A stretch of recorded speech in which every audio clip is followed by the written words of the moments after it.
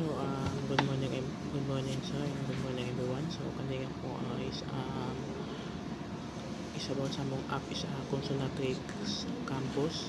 So, as you can see, naamoy makita nga names. So, butang nato diri Aldos, Paustor, then ID 2024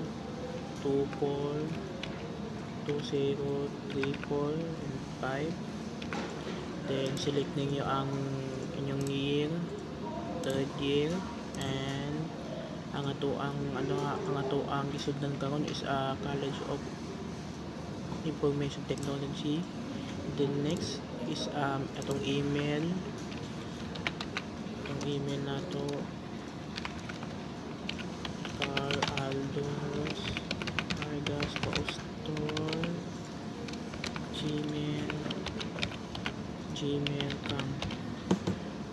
Then next is ang mga tuang phone number na to. Then mag-create ng password Aldos. Then next is ang confirm password na to. Confirm na to itong password.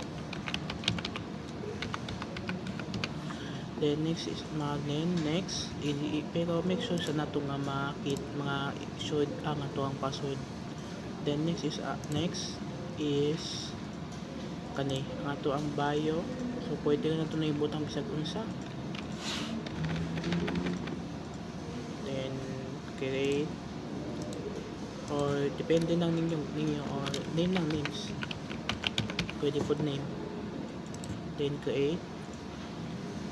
Then naka-create na ta, and now makita ninyo diri ang ato ang email. So pwede na nato i-save. Then naka-login na siya. So pwede po din siya i-login or pwede nato siya i-login diri sa Consolatrix Campus Club.